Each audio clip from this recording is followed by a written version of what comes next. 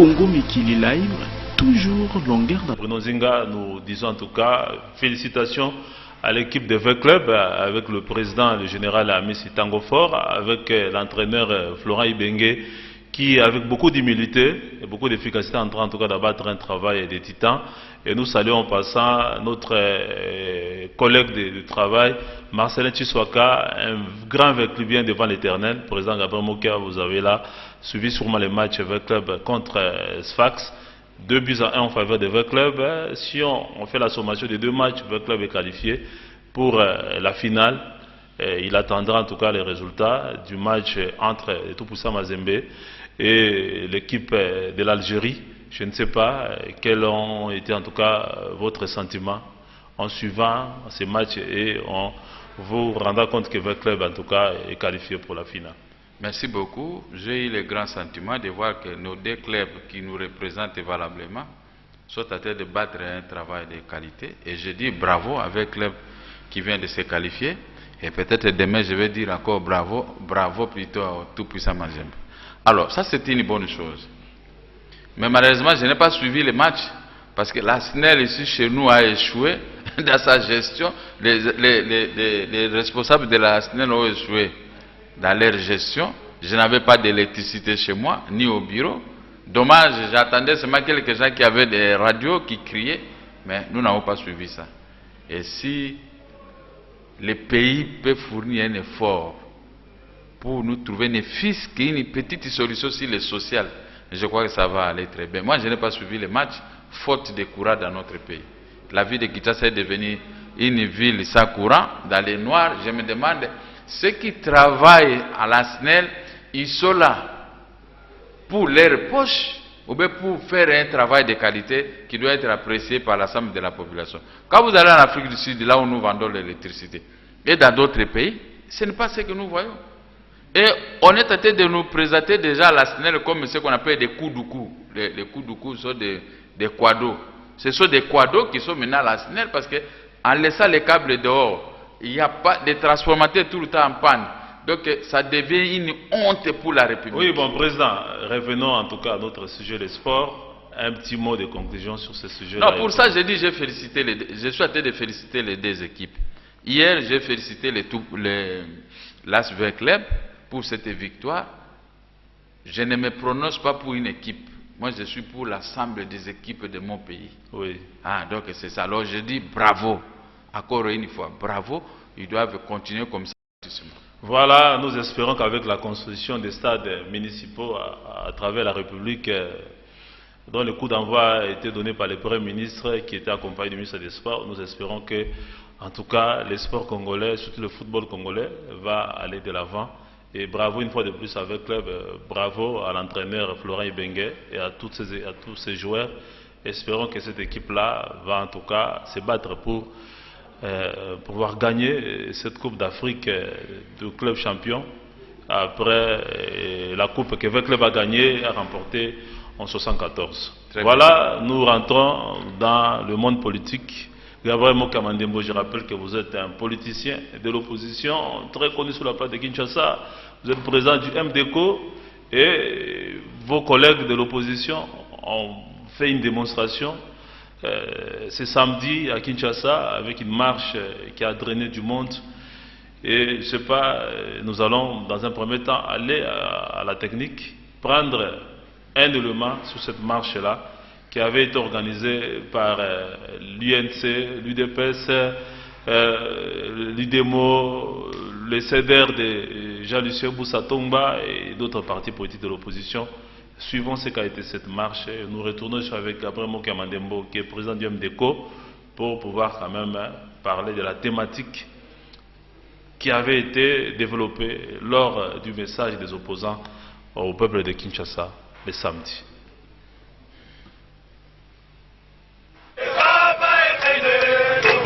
C'est dans l'objectif de faire échec à toute manœuvre visant à changer ou à modifier la constitution de la République démocratique du Congo que le millier de Congolais, hommes, femmes et enfants réunis sous la plateforme de Force sociale et démocratique étaient ce samedi 27 septembre dans la rue pour dire non à la révision constitutionnelle.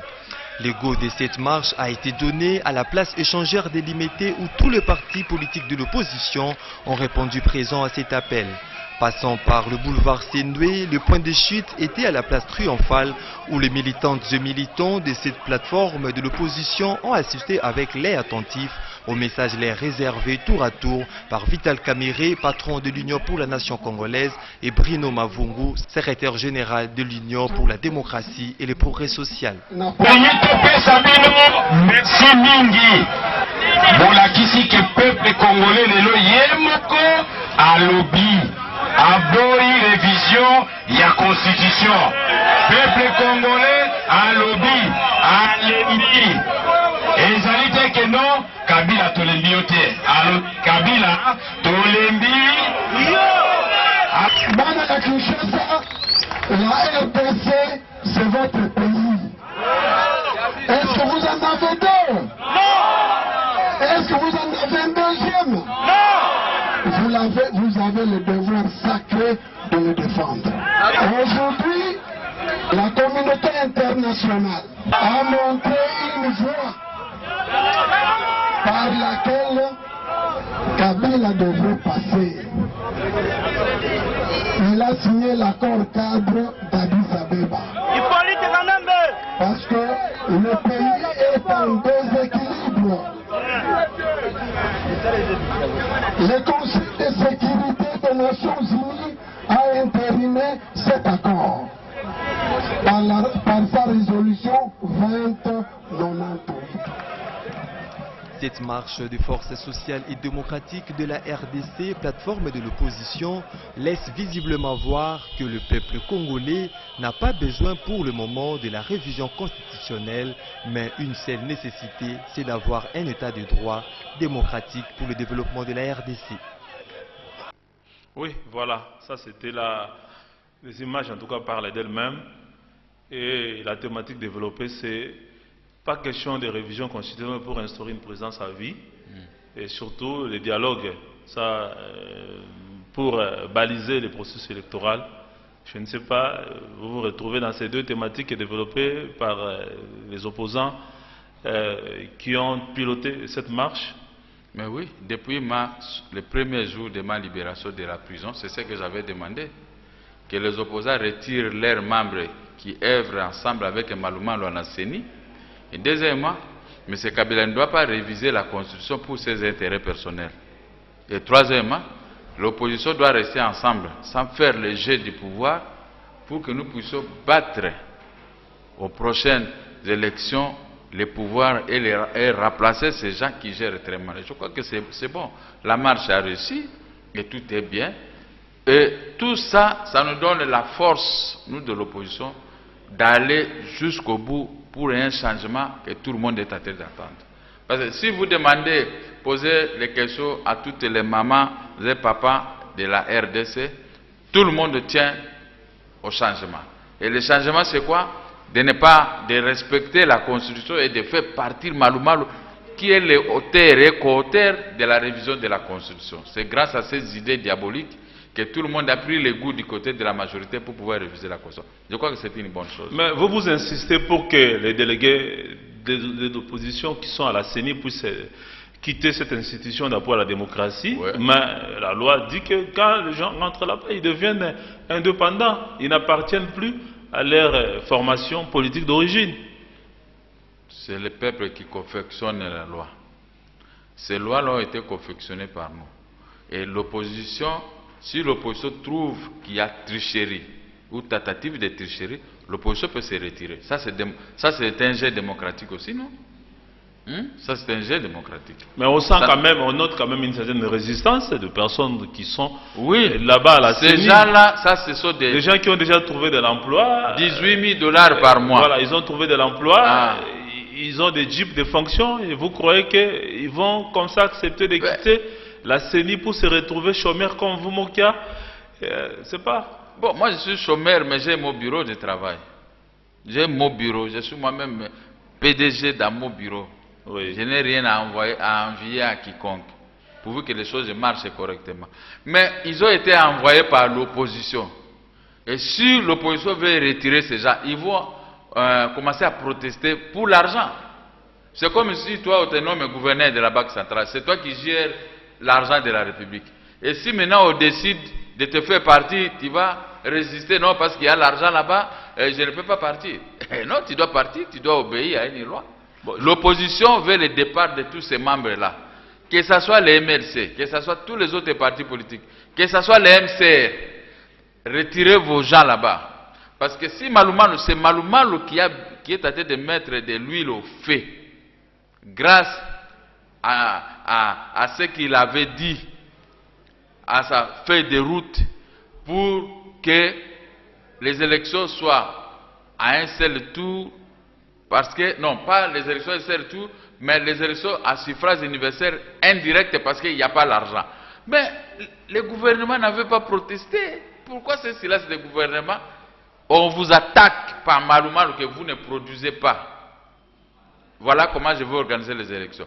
Mais le gouvernement est resté comme ça, calme, c'est pourquoi. Maintenant, il a le vent à poupe. Mais pour les contrecarrer, tout le monde doit quitter Malumalu. Comme ça, on va mettre quelqu'un d'autre de naître pour organiser les élections qui seront apaisées. Mais avec Malumalu, il n'y a pas les élections apaisées. Même si on les paye $18 000, ces gens-là, mais ils ont été envoyés par des gens, par des partis politiques de l'opposition. Mais ils vont résister. Voter face contre vos chefs, c'est pas possible. Oui, bon, c'est pas possible. Il y a aussi les groupes parlementaires de l'opposition à l'Assemblée nationale décident par exemple que chaque fois qu'on va traiter des projets de loi qui vont appeler à la modification de la Constitution ou même au changement de la loi électorale, ils ne vont pas participer. Est-ce que vous croyez que c'est efficace comme mesure parce que la majorité qui est majoritaire va rester confectionner ces projets de loi et l'imposer à tous les Congolais? Cela va les engager. Mais parce que je vois d'autres opposants, d'autres soi-disant députés de l'opposition qui commencent à protester. Voilà la bassesse des députés. Un député national qui trouve que ce pays est à baillotage contre les pouvoirs, qui ne veut pas céder, mais il va aller siéger, il va condamner les autres. Mais ça, c'est quoi ça?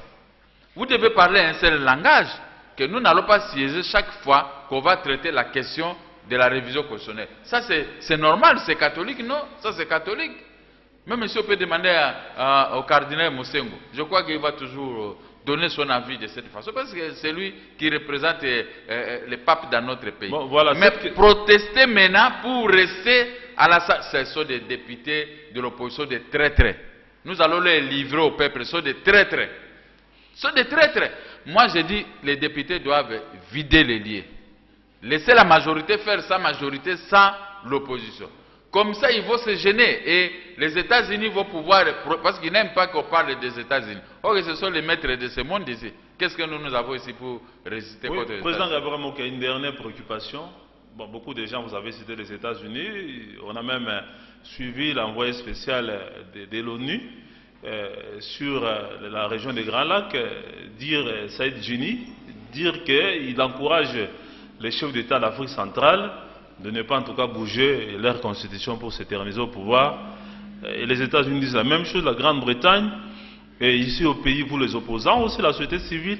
Est-ce que vous êtes confiant que toutes ces pressions-là vont faire en sorte que le président Kabila puisse faire comme Lambert Mende l'a annoncé, c'est-à-dire ne pas se représenter en 2016 en modifiant la constitution et assurer la passation civilisée du pouvoir à la magistrature avec son successeur? Ah, donc Lambert Mende a compris maintenant. C'est lui qui mettait... Non, il avait dit bien avant. Est-ce que vous êtes sûr qu'avec toutes ces pressions, la majorité présidentielle ne va pas modifier la Constitution? Il y a 10 ou 15 personnes de la majorité qui sont tentées d'induire M. Kabila en erreur. Il a libéré Coutinho à notre demande. Qu'est-ce que Kabila a perdu? Non, mais Coutinho a été libéré grâce à Francis Kalombo. Non, je dis à notre demande. Il a mené des démarches.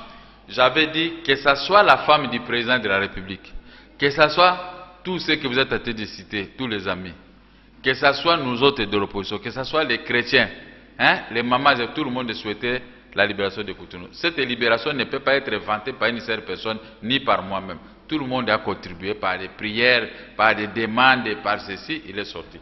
Alors, c'est pourquoi j'ai atterri par là, je dis,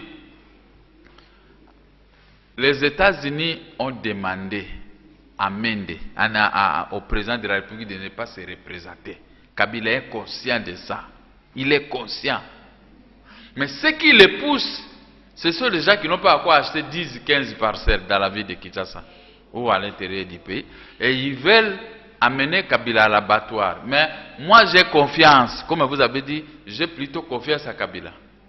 Il ne va pas accepter. Il va le laisser parler. Et il va suivre les conseils du président Kengo du Sénat. Il va suivre le conseil du président Kengo, le président du Sénat et de Ruth Feingold, et celui que vous avez cité, et le secrétaire d'État américain, le ministre de John Kerry. Le président de la République ici, Joseph Kabila, tel que je le connais maintenant, comment il change, il veut se laver aussi de tout ce qui est fait. Il ne va pas les suivre. Il va les laisser parler. C'est de la démocratie, non? Oui, voilà. Il faut aussi leur donner de la démocratie sur les plateaux, qu'ils parlent et qu'ils parlent, mais que Joseph Kabila lui-même, il va tracher à la dernière minute. Non, je vais respecter la Constitution, parce qu'il avait déjà dit. Il va se représenter. Voilà. Hier, je vous ai dit que je n'ai pas suivi le match. Je suis ici, il n'y a pas de courant. Ça, c'est une victoire de l'électricité si le pouvoir à place. Donc je crois que Kabila va partir calmement, sans problème. Oui, voilà, donc il faut noter avec le président Gabriel Mokia Mandembo que Joseph Kabila c'est un homme de parole. Ouais. Et il va respecter la Constitution.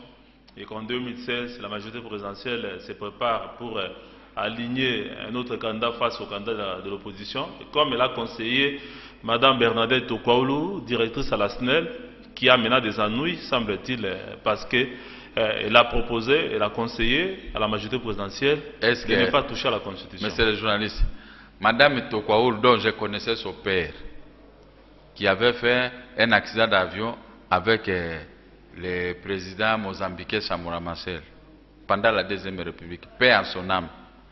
Mais c'est une fille qui se débrouille. Elle a pris une logique normale. Comment les services de sécurité peuvent la garder? Mais c'est de la démocratie. Ils ont dit que dans les PPRD, en pays, il y a la démocratie. Mais puisqu'elle s'est prononcée, maintenant on doit l'arrêter. Non, je demande à tous ces services de la libérer. Ça n'a rien à voir. Laissez-la parler. Elle n'a pas été arrêtée, elle a été seulement convoquée, on l'a entendu. On va la convoquer pour faire quoi avec elle? Est-ce qu'elle est la seule qui a parlé? Tout le monde est à tête. Ils étaient partis à Kingakati là-bas, il paraît qu'il y a eu des bouillabaisse. Mais pourquoi on n'a pas arrêté tout le monde? On ne peut pas arrêter les gens. Hein? Il faut la laisser parler. C'est comme on fait la primaire, non? Dans un parti politique. Il y a oui ou non, au Séban ou deux, qui va rapporter pour aller affronter Monki aux élections. Mais dès que l'autre se prononce, vous l'amenez dans le service. Est-ce que les services de sécurité de notre pays manquent de quoi faire? Sassou a tué les Congolais ici. Quel est le travail des services de sécurité sur lui? Kagame tue les Congolais. C'est le rôle des services de sécurité. Les Burundais étaient partis dans l'autre colline là-bas, vers l'est, pour prendre ça. Il dit que le Congo est devenu passoire, les Rwandais ont pris l'autre colline. Ça, c'est le travail de ça. Mais les services de sécurité ne doivent pas rester là. Moi qui en a assez manine. Oui, il y en a assez ceci. Mais pourquoi Bernadette Tokwaoulou en a assez manine. Non, mais elle jouit de sa liberté, de sa démocratie. Voilà. Okay, c'est ça le vrai conseil. Quand nous allons gérer le pays demain, les services de sécurité seront au service du pays, au service de ces peuples, non au service des individus. Quand vous parlez, on vient. Mais vous avez suivi, je vous donne un exemple. Oui, très rapidement. Très rapidement. On doit changer de registre. La rentrée politique de Sarkozy, vous avez suivi? Il a dit, François Hollande a échoué, il va nommer des ministres des analphabètes. Il a pris l'exemple des ministres des Finances. Le ministre des Finances n'est pas dit, je jure solennellement devant le peuple. Il dit, le ministre des Finances a dit, je jure solennellement. N'est-ce pas? C'était un Français, dont les Français l'embrouillent. Mais le Sarkozy l'a acquilé, qui ne sait pas parler français, le ministre français des Finances. Dédé. Sarkozy sur le plateau de la télévision pendant 40 minutes. Oui, il a dit ceci. François Hollande, tel qu'il parlait là, dans sa litanie, si moi, président de la République, je ferais ceci. Moi, président, maintenant il a laissé la France en récession, il ne s'en sort pas. C'est un mensonge sans litanie. Est-ce que François Hollande dit, Sarkozy m'a traité d'un menteur et je vais l'arrêter? Oui, bon, ok. Non, ça, je m'arrête là. Mais pourquoi les services de sécurité suivent toujours ce que les gens disent. Mais l'Angola a déplacé des bornes dans le Bas-Congo. Les services de sécurité ne voient pas ça. Mais il faut qu'on nous envoie ces gens de services de sécurité, qu'on fasse un peu les débats. Moi, je vais les demander. Nous, demain, nous allons gérer le Congo. Le Congo ne sera pas de cette façon, être morcelé par-ci, par-là, merci beaucoup. Pour poursuivre les gens qui parlent. Merci beaucoup. Comment on ne doit pas parler? Merci beaucoup, Président Gabriel Moka. Comment on ne doit pas parler? Merci beaucoup, Président Gabriel Moka. Nous avons compris le dossier angolais, je crois. Avec le Congo, c'est un dossier déjà clos. Et nous notons que... Ce n'est pas clos. Voilà, nous notons que ce vous conseillez au service de sécurité de laisser Mme Bernadette Okaoulou tranquille. Elle n'a fait qu'user de sa liberté d'expression. Elle a donné son point de vue. Et je crois que c'est un point de vue qui est défendu par beaucoup de gens. Donc il n'est pas normal qu'elle soit dérangée parce qu'elle a tenu un discours contraire à ceux de la majorité, à celui de la majorité présidentielle. Voilà, nous allons maintenant nous intéresser à la majorité présidentielle et nous allons aller du côté de la CNC, le parti de l'honorable Pius Mwabiulu, qui a, pendant que les opposants faisaient leur marche, lui était en séance de travail avec des militantes et militants de son parti, et il a fait la restitution sur le discours prononcé par le président Kabila aux Nations Unies. Et nous allons suivre cet élément de nos confrères de la RTGA sur ce qu'a été en tout cas cette séance de restitution qui a été pilotée par le président Pius Mwabilu Mbayo. Suivant. Pendant que quelques personnes marchaient sur le boulevard, c'est la quiétude au temple du Congrès national congolais, CNC. L'honorable Pius Mwabilu Mbayo, président national de cette formation politique, était face à ses camarades. Il leur a restitué l'adresse du chef de l'État à l'ONU. La RDC est un pays debout où il y a la stabilité macroéconomique, meilleure gestion de l'épidémie Ebola, expérience à revendre sur la gestion des maladies, paix sur toute l'étendue du pays, routes et autres infrastructures réhabilitées. JKK a raison de le dire, d'en être fier, a précisé Pius Mwabilu Mbayo, qui a invité ses camarades au calme, à ne pas se laisser distraire et à se référer à la hiérarchie au sujet de la révision constitutionnelle qui n'est pas encore une réalité. La question de l'heure, c'est d'abord aujourd'hui faire une petite restitution du voyage du chef de l'État à New York et ensuite leur donner la communication du président du parti, communication relative à tout ce que les gens, les camarades entendent à gauche à droite, venant surtout de nos collègues, de nos amis et de nos frères de l'opposition. Un parti politique, c'est d'abord une famille. Adhérer à un parti politique, c'est d'abord adhérer à une discipline, la discipline de son parti. Et il fallait absolument que les camarades sachent que le CNC est un parti de la majorité présidentielle. La majorité présidentielle aujourd'hui, tout le monde le sait, a son autorité morale, qui est le chef de l'État, Joseph Kabila Kabange, qui est épaulé à cette majorité par notre camarade, le secrétaire général de la majorité présidentielle, Obemina Kondela Njoku, qui est en même temps président de l'Assemblée nationale. Et il fallait attirer l'attention de nos camarades sur le fait qu'ils ne doivent pas écouter les vendeurs d'illusions, les vendeurs de vent. C'est-à-dire que nous avons encore plusieurs jours devant nous pour construire ce pays, pour leur rappeler qu'ils nous ont donné la majorité à l'Assemblée nationale, c'est pour travailler pour eux. Ils ont donné au chef de l'État cette majorité sur base d'un programme, et c'est que ce programme, le chef est en train de l'accomplir chaque jour qui passe. Il l'a dit d'ailleurs à la tribune des Nations Unies, et que quand quelqu'un vient leur raconter sa vie, en ce qui concerne ces histoires de révision, changement constitutionnel, qu'ils disent à ces gens-là que nous recevons nos informations, nous sommes organisés, nous recevons nos informations, ces informations-là, de la part de notre leadership de la majorité présidentielle, leadership de notre parti. Et quand ils ont besoin de savoir ce qui se passe, de connaître ce qui se passe, ils doivent venir ici à la permanence. C'est d'ici qu'on va leur transmettre le message provenant de la majorité présidentielle. La majorité présidentielle, c'est une structure organisée. Ensuite, la carte biométrique. Oui, voilà, ça, tellement du CNC vraiment nous permet de pouvoir aborder le discours du chef de l'État aux Nations Unies. Je ne sais pas, il a parlé de la lutte contre le virus Ebola, qui est planétaire et que la RD Congo a marqué des points et qu'il a même annoncé la mise en place d'une structure qui va être chargée en tout cas de lutter de façon pérenne contre cette maladie et déployer des experts congolais dans des pays qui sont touchés, qui n'ont pas d'expérience dans la lutte contre cette maladie. Il a réclamé une place pour l'Afrique au sein du Conseil de sécurité et il a aussi promis que les élections vont avoir lieu au Congo selon les calendriers de la CENI. Et le président Kabila a dit aussi que l'économie de la RD au Congo, en tout cas en train de monter en puissance, avec un taux de croissance très élevé. Et il a dit que le Congo aujourd'hui est debout. Le président Gabriel Mandembo, je ne sais pas comment vous avez analysé le discours du président Kabila devant l'Assemblée générale des Nations Unies.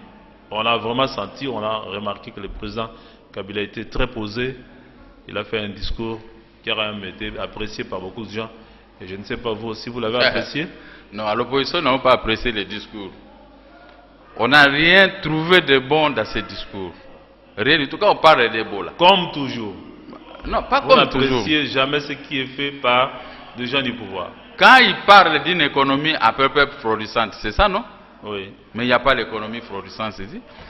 La RDC doit au peuple congolais 1,4 milliard de dollars. C'est ce que le ministre des Finances m'avait dit concernant la dette intérieure. Dis-moi, pourquoi un pays qui a une croissance beaucoup plus élevée n'est pas en mesure de payer la dette intérieure de son peuple? Donc c'est faux. C'est faux. Un pays où il y a la croissance, comment le ministre de la Santé doit solliciter 3 millions de dollars pour lutter contre Ebola? Mais ça, c'est humilier ces grands pays. Les faits parlent d'eux-mêmes. Quand on n'est pas capable de payer ses dettes, on dit, comme on dit, la fait justifie les moyens. Mais il ne faut pas avoir honte devant les gens pour dire que chez moi, je mange très bien, il y a ceci. Mais vous ne mangez pas très bien parce que nous réclamons à M. Kabila, parce qu'il paraît que c'est lui-même qui est le frère à main des paiements de la dette intérieure des Congolais. C'est déjà faux dès le départ. Il n'y a pas la croissance. Dans quel secteur où il y a la croissance? Pour que nous puissions tabler maintenant. Mais s'il y a la croissance, la RDC doit nous donner un budget de 30 à 40 milliards de dollars. Donc il n'y a pas la croissance, il n'y a rien. Ça c'est raconté. Et il parle d'Ebola. Où se trouve cet Ebola-là? Chez nous à l'Équateur. Pourquoi Ebola a choisi que l'Équateur? Donc c'est une province. Non, mes frères de l'Équateur, nous allons tout vu ici. L'Ebola a sauté Sierra Leone, Sénégal, on dit que là-bas il n'y a que 2 personnes qui ont attrapé l'Ebola. La Guinée, et tous ces pays-là pour atterrir dans la province de l'Équateur. Quel vent qui a amené Ebola là-bas? Mais le président Mokia, vous oubliez que le virus Ebola a commencé pratiquement en 1976. Et c'était dans la province de l'Équateur à Yamboukou. Non, dans les Bandundu ici. Nous avons vu Ebola dans à Yamboukou, non? Chez vous là à Yamboukou? Oui, dans les territoires de Goumba. Yamboukou, c'est à quelques kilomètres de mon village Yambolé. Voilà. Mais, je vous dis, ce n'est pas le moment choisi pour parler d'Ebola dans notre pays. Ebola, c'est une maladie de l'économie. C'est notre économie qui a attrapé l'Ebola. Ce n'est pas Ebola. On doit lever la mesure maintenant. Les poissons qui viennent dans ma province, les animaux doivent être consommés par le peuple congolais. Il ne faut pas venir nous asphyxier économiquement, financièrement, parce que la plupart des originaires de la province de l'Équateur sont asphyxiés, à commencer par moi-même. Un des leaders de la province de l'Équateur, nous sommes asphyxiés par les pouvoirs à place. Mais je ne sais pas. N'est-ce pas? Maintenant, on va, au lieu que cela se limite qu'à moi, on va maintenant interdire les poissons, les animaux qui viennent dans ma province. Maintenant, en dehors de moi, qui souffre d'Ebola économique, qu'on a tout arraché, et maintenant on va prendre quoi Ebola pour que les animaux qui viennent dans ma province ne puissent pas être consommés. C'est quel Ebola ça? Ce n'est pas vrai. Hein? Il ne faut pas, quand il y a une maladie à la face du monde, il faut s'accrocher, la RDC doit être là. Non, L'Ebola que nous avons, c'est l'Ebola généralisé. Il y a des guerres sur toute l'étendue de la République démocratique du Congo, à commencer par les Katanga, l'Est de la République démocratique du Congo. Président Robert Mokia, permettez que je puisse vous recadrer. Les experts, en tout cas de la santé, ont mené des enquêtes, sont allés sur place, des examens. Le ministre de la Santé lui-même a fait plusieurs déplacements sur place là-bas. Donc il est établi que le virus Ebola est dans les territoires, dans les secteurs de Djera, donc dans les territoires de Bouende. Il ne serait pas quand même bon, vous êtes un leader politique, un gestionnaire de la population, de dire ici que non, ce n'est pas Ebola et que les gens puissent relâcher les mesures de sécurité hygiénique. Ce ne serait pas quand même bon que vous puissiez le dire. Ça risque en tout cas de pouvoir... Mais nous avons déjà faire en sorte que cette maladie-là puisse s'étendre. Je suis de la province de l'Équateur. Oui. Je mange ce qui vient de chez moi. Où se trouve l'Ebola? C'est l'Ebola économique que l'État congolais a provoqué. L'Ebola, il n'y a pas d'électricité, c'est Ebola. Il n'y a pas d'eau, c'est Ebola. On ne paye pas la dette intérieure, c'est Ebola. Bon, voilà, donc Ebola généralisé. Attendez, oui. L'Ebola c'est quoi? C'est une maladie qui est venue de Rwanda, Ouganda et Tanzanie. Avec des armes, on est en train de tuer le peuple congolais. C'est ça Ebola. Il ne faut pas viser un coin de la République. Ça c'est pour énerver les originaires de la province de l'Équateur. Je suis un leader, parmi les leaders de la province de l'Équateur. Je n'accepte pas qu'on s'amise avec notre... Nous avons perdu beaucoup de nos filles et fils tués comme ça, par la guerre de l'Afdel. Économiquement, nous sommes asphyxiés. Il n'y a pas les originaires de la province de l'Équateur qui ont de l'argent aujourd'hui. La manne est dans une partie de Kivu, de Katanga et une partie de Bas-Congo. C'est par là qu'on facilite la manne. Mais chez nous, à l'Équateur, nous sommes dans les noirs. Même si Mobutu avait fait cette erreur-là de laisser la province de l'Équateur dans les noirs. Mais on devait, 18 ans après, on devait éclairer notre province. Mais au lieu d'éclairer la province, au lieu de soutenir économiquement la province, alors, on vient maintenant créer Ebola dans le fonctionnement de notre province. C'est-à-dire que le gouvernement provincial a atteint Ebola, il n'y a pas de sérieux là-dedans. On mettait le gouverneur, on le fait partir. Les députés vont aller boire dans un ganda, ils rentrent pour faire partir un autre député. Donc ça, c'est ça l'Ebola. Mais nous n'apportons pas l'Ebola qui tue par une maladie comme à Sierra Leone. Ça, c'est l'Ebola politique de la province de l'Équateur. Oui, président Gabriel Mokia. On doit laisser tranquille les originaires de la province de l'Équateur, dont on a beaucoup tué. Et comme nous ne sommes pas à colère, nous ne demandons même pas à Dieu d'agir. Mais nous disons, il y aura un temps où la province de l'Équateur va demander des comptes. Et on nous ajoute Ebola. Là où on a humilié les originaires de la province de l'Équateur. Là où on détruit ce gouvernement provincial. Là où on fait tout, on met les originaires de la province de l'Équateur dans des cachots partout. C'est ça Ebola, non? Qui disent Ebola, ce sont les arrestations. Bon, voilà. Moi-même qui est l'un des leaders de la province de l'Équateur, je suis tout le temps asphyxié financièrement et je suis tout le temps dans des prisons. C'est ça Ebola. Bon, on ne peut pas maintenant prendre jusqu'au niveau de l'ONU, attendez, je termine là, jusqu'à l'Assemblée générale de l'ONU pour aller nous critiquer, nous avons l'Ebola. Est-ce que nous avons Ebola à l'Équateur? Ça, je ne suis pas d'accord avec ce genre de choses. Voilà, nous revenons maintenant, en tout cas, au discours du chef de l'État. C'est ma province, je ne peux pas accepter qu'on puisse anéantir cette province de cette façon. Calmez-vous. Le président Kabila ne s'est pas attaqué aux originaires de la province d'Équateur aux Nations Unies. Il a parlé de la lutte planétaire que nous devons mener pour combattre en tout cas cette maladie. Et il a proposé, en tout cas, disons, la contribution de la RDC en termes d'expertise.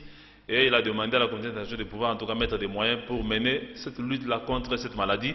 Bon, revenons maintenant quand même à cette demande-là du président Kabila quand il dit que l'Afrique doit avoir quand même une place dans les conseils de sécurité. Les Nations Unies, c'est quand même juste non comme demande parce qu'il n'y a que les grandes puissances qui sont là-bas et qui décident sur notre dos et que nous, on n'a pas de représentants. Et on termine par là pour prendre un autre élément.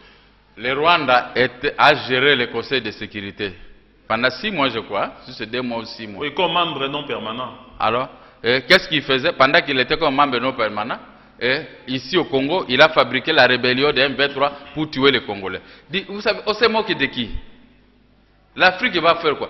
Nous ne sommes pas encore mûrs pour arriver à ce genre de choses. Nous souffrons les chauds et les froids nous-mêmes les Africains. Et ces gens que nous voulons tromper, ils nous regardent, ils connaissent tout ce que nous faisons, ils connaissent nos aventures des Africains. Les Africains aiment se dérober de leurs responsabilités. On vous place dans tel endroit. Et vous-même, vous êtes les troubles faits. Comment voulez-vous qu'on nous respecte? N'est-ce pas? On ne peut pas nous respecter. Moi, il faut une autre génération. Pendant notre époque, nous allons vous faire voir qu'est-ce que la gestion de l'Afrique. Aujourd'hui, la gestion de l'Afrique est calamiteuse. Les chefs d'État africains et certains ministres africains, ils volent l'argent de l'ERP pour aller le cacher ailleurs. Vous croyez que ces gens-là, ils ne voient pas? Et ici, nous crions la crise économique, mais les richesses convoitées par la communauté internationale ici chez nous. Le Congo a de l'uranium.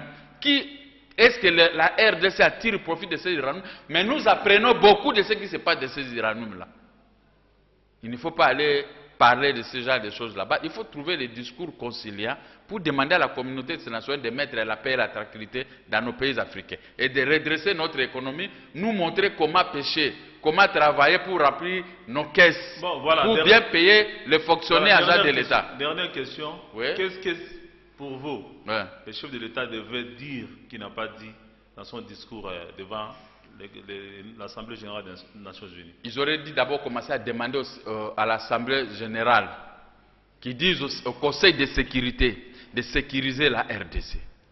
De demander au Rwanda, Burundi, Ouganda et à d'autres pays qui sont là que pour la révision de nos frontières héritées de la colonisation. Obtenues depuis 1885 à la conférence de Berlin. Ces frontières de la RDC commencent à être revisitées par les pays qui ont une économie forte, qui ont des économies fortes, par les pays qui ont des armées très fortes. Ça, c'est le premier élément. Ça, c'est le premier élément. Deuxième élément, on devait nous aider à mieux exploiter nos matières premières.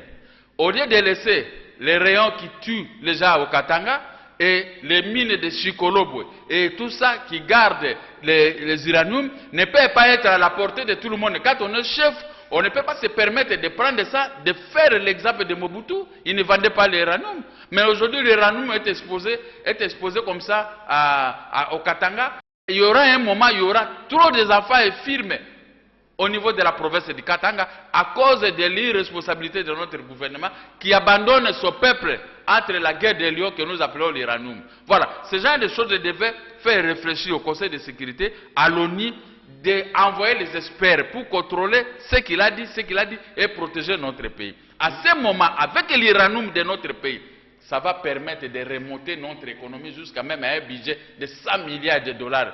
Ceux qui connaissent l'uranium, la guerre de djihad, la guerre de l'Irak, la guerre de l'Iran pour l'uranium, ça ce sont des milliards et des milliards que la République démocratique du Congo est en train de perdre. Mais comme il n'y a pas une vérité dans la gestion, voilà comment nous sommes en train de naviguer à vie. On ne peut pas aller donner des conseils au Conseil de sécurité, moins encore à l'ONU, qui connaît tout ce qui se passe dans notre pays.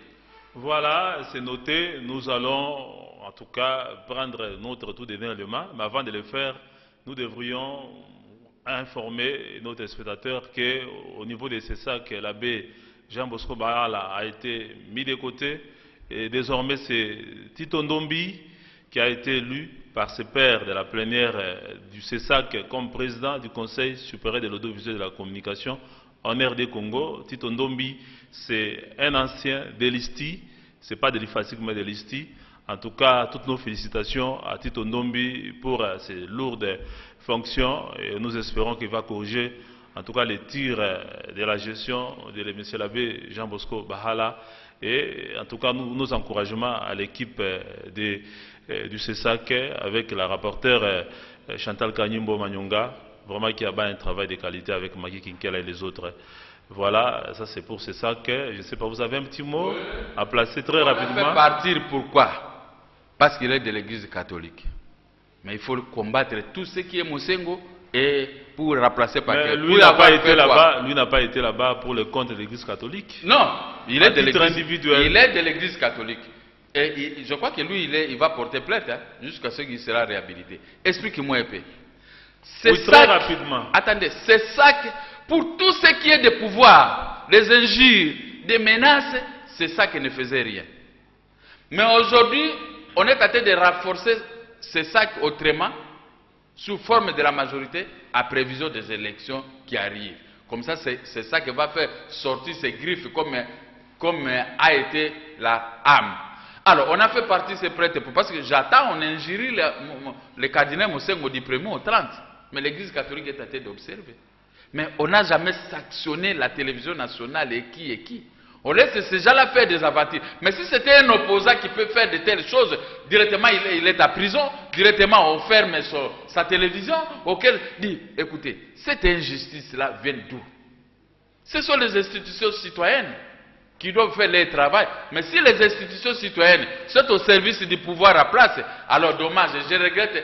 Voilà comment votre Congo est géré. Oui, merci beaucoup. L'injustice ici, l'injustice. Merci, vraiment c'est regrettable. Merci beaucoup. La bête doit aller jusqu'au bout. Il faut que la Cour suprême de justice se prononce à ce sujet. Il doit être réhabilité parce que ça c'était du canaille pour punir Mosengo. Est-ce que lui il a un problème avec Mosengo? Voilà, c'est noté. Ce n'est pas tous gentil.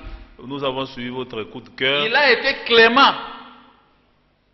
Il a été clément à ces pouvoirs-là, aux gens des pouvoirs, la majorité qui vient nous insulter dans les médias, oui, qui font des avatires. Merci beaucoup, Président Mokia. C'est comme ça qu'on va lui remercier. Nous allons boucler l'émission. On va prendre l'élément que Marcelin Tshisekedi a produit. C'est un reportage sur une campagne de sensibilisation des Kinois sur la nécessité, en tout cas, de protéger notre environnement. Et les staffs dirigeants de la banque Procrédit, avec tous les personnels, ils se sont déplacés pour la rivière qui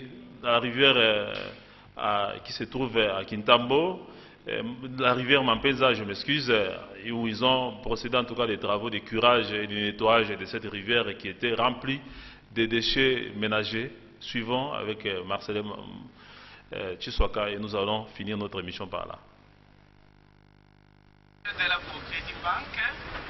L'environnement, c'est l'affaire de tous et Procrédit Bank l'a compris.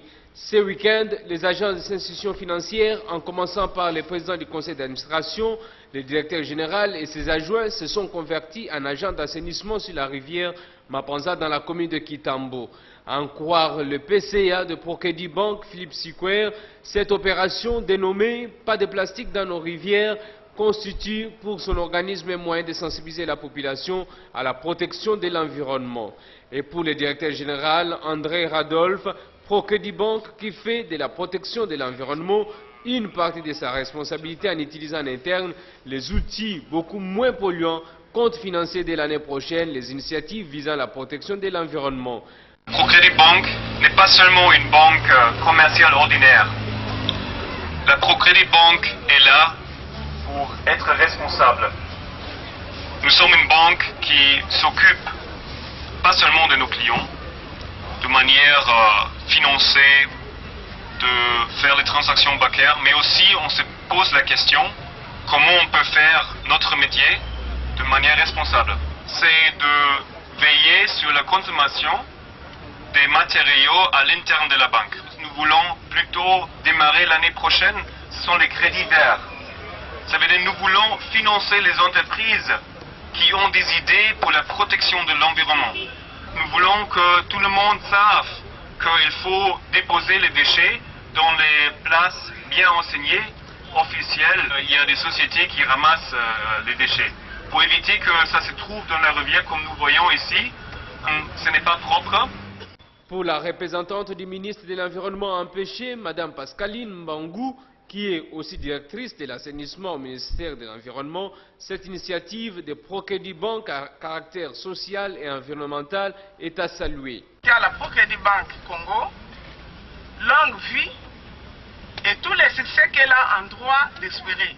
En tout cas, l'assainissement de l'environnement en République démocratique du Congo a de quoi demeurer une préoccupation pour tous.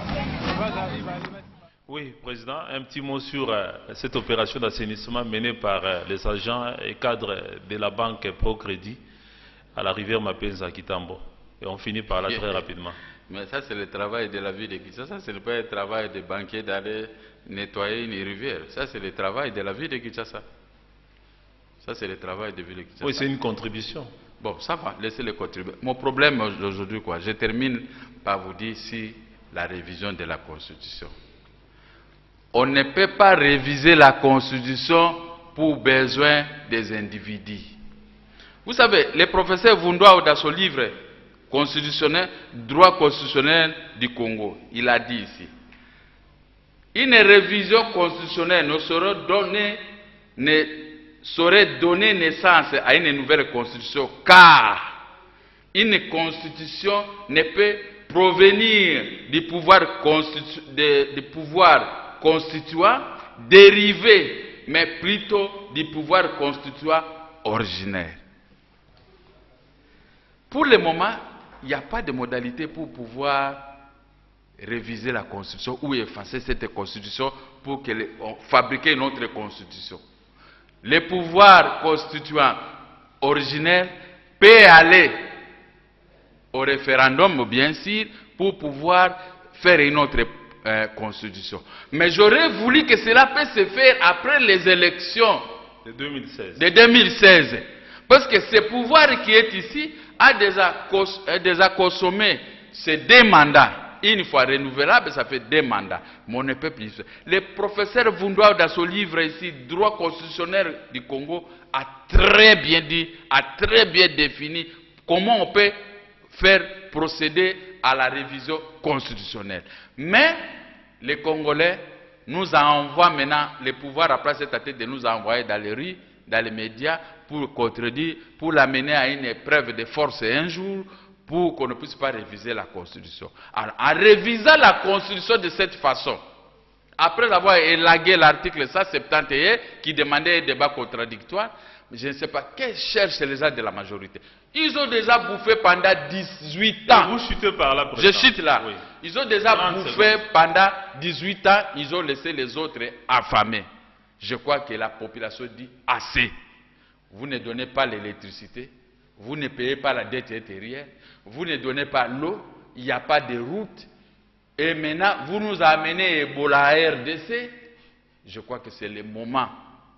Vous avez encore aussi ces 20 mois. Vous pouvez vivre encore 20 ou 20 et quelques mois, ou 24 mois, ou 23 mois. Ramassez de l'argent.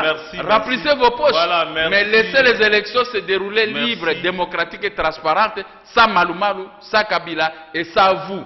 Nous allons vous battre et vous allez voir, nous n'allons pas régler des comptes aux gens. Le pays sera réellement géré. Les Rwanda, Ouganda, Burundi, Tanzanie, Angola n'entreront pas ici pour piller nos richesses ni déplacer nos bornes parce que nous serions vigilants. Voilà, merci beaucoup, Président Gabriel Mokia-Mandembo, d'avoir été avec nous pendant ces moments pour l'émission La Semaine en Images. Merci à Bruno Nzinga, en tout cas, pour votre concours technique. Merci à tous ceux qui nous ont suivis. Et si Dieu le veut, nous allons nous retrouver dimanche prochain pour un nouveau numéro de La Semaine en Images. Et félicitations encore au VEC Libyen et bon courage à l'entraîneur Florent Ibengue. Et merci. Bye et bonne suite des programmes sur Canal Congo Télévision, votre chaîne. Congo Mikili Live, toujours longueur d'avance.